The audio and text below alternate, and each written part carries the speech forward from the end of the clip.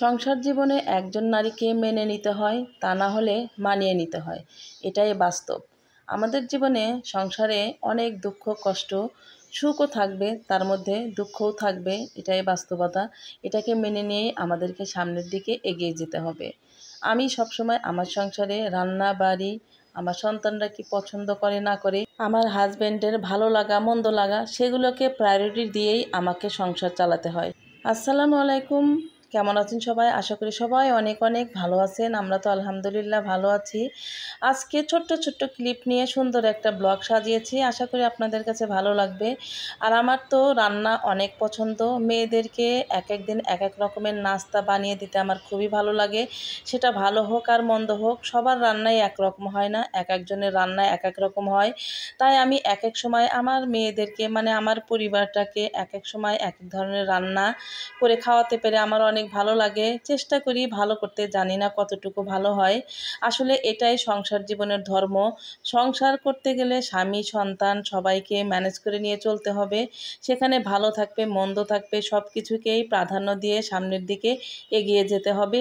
এর মধ্যে নিজেকেও সময় দেওয়ার চেষ্টা করতে হবে। আমি যখন একা একা মেয়েকে নিয়ে বাইরে যাই, মেয়েকে স্কুলে বা কোচিংয়ে দিয়ে আমি নিজে নিজেই কিছুটা সময় ব্যয় করি নিজের জন্য। একা একাই ঘুরে ফিরি, কোথাও কোনো শপে যাই, কেনাকাটা করি বা না করি, বিভিন্ন শপে গিয়ে বিভিন্ন ধরনের জিনিসপত্র দেখলে কিন্তু অনেক ভালো লাগে, মনটা ভালো হয়ে যায়। আর তারপরে যদি মনে হয় কোথাও কোনো শপে বসে একটু চা কিংবা কফি খাবো, তাহলে সেটাও কিন্তু আমি একা একাই খেয়ে থাকি আর কি। যখন আমি একা থাকি, আমার সাথে কেউ থাকে না, বেশ ভালো লাগে এই টাইমটা নিজের জন্য দিতে পেরে। আর আপনাদের ভাইয়া যেহেতু অনেক ব্যস্ত থাকে, দুই মেয়েকে নিয়ে আমাকে বাইরে যেতে হয়, তো দেখা যায় যে সেখান থেকে চা কফি কিছু খেয়ে তারপর আসার সময় মেয়েদের জন্য কিছু কিনে নিয়ে আসি। এগুলো আমার কাছে ভীষণ ভালো লাগে। আর এগুলোর ভিতরে একটা আর্টও আছে, আমার কাছে দারুণ লাগে। তো যাই হোক, এইরকমই আমি খুব শৌখিন মানুষ। আমার এই ফেসবুক জগতে এসে আসলে এই লাইফটা অন্যরকম। যে যাই বলুক না কেন, আমাকে কেউ ভালো বলবে কেউ মন্দ বলবে, সবার কাছে আমি ভালো এক্সপেক্ট করি না। নিজে নিজেই ঘুরি ফিরি, সময় কাটিয়ে আবার দেখা যায় যে বাসায় চলে আসি। আবারও চিন্তা করি মেয়েদেরকে বিকালে কি নাস্তা দেব কিংবা সকালে তাদেরকে কি নাস্তা দিব। এই সব চিন্তাভাবনা করতে করতে আমার সারাটা দিন চলে যায়। দেখা যায় যে সংসারের পিছনে আমি সময়টা পার করে দেই। যেহেতু আপনাদের ভাইয়া সকালে যায়, সে আসে আস্তে আস্তে একদম মাগরিবের সময় চলে আসে বাসায়। সারাটা দিন কিন্তু আমি একা একা, দুই মেয়ে তাদের দুই জায়গায় পড়াশোনার জায়গায় চলে যায়, আর আমি একা একা বসে বসে মেয়েদের জন্য কি করব না করব, সংসারের কাজকর্ম এগুলো করেই কিন্তু আমার সারাটা দিন চলে যায়। তারপর যেদিন থেকে ফেসবুক পেজ খুলেছি, ভাইরে ভাই, সংসারের কাজ এখন কম করে ফেসবুকেই বেশি সময় দিতে হয়। তারপরেও আমার কাছে অনেক ভালো লাগে। জানি না জীবনে ফেসবুক থেকে কখনো সফলতা পাবো কি না, সেটাও উপরওয়ালাই জানে, কিন্তু হতাশও হইনি। আর এই কাজটা থেকে আমি দূরেও যাব না। এই কাজটা করতে এসে অনেক কথা শুনতে হয়েছে, তো সেগুলোর কথা আমি আর কোনো কানে তুলতে চাই না। বলতে বলতে সবাই এখন বলা বাদ দিয়ে দিছে, এখন আর কেউ বলে না।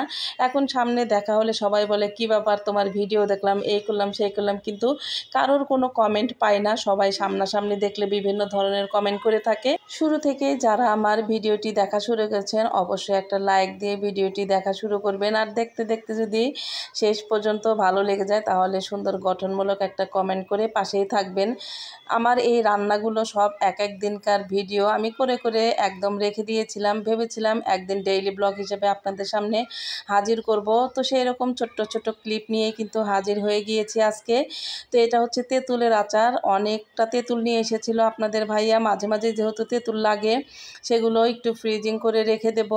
আর আমি যেভাবে রেখেছিলাম সেটা আপনাদের ভাইয়ার পছন্দ হয় নাই।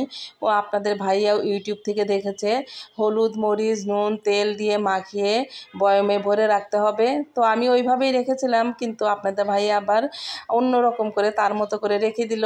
তো এইভাবেই মাঝে মধ্যে চলে আমার রান্নাবাড়িগুলো করতে কিন্তু আমার অনেক ভালো লাগে। দুই একদিন যদি একটু ভর্তা ভাজি ডাল করি, তাহলে ছোটো মেয়ে বলবে আম্মু খাওয়া দাওয়া কিন্তু খুব একটা ভালো হচ্ছে না, খাওয়া দাওয়ার অবস্থা খুবই খারাপ, একটু ভালো মন্দ রান্না করো।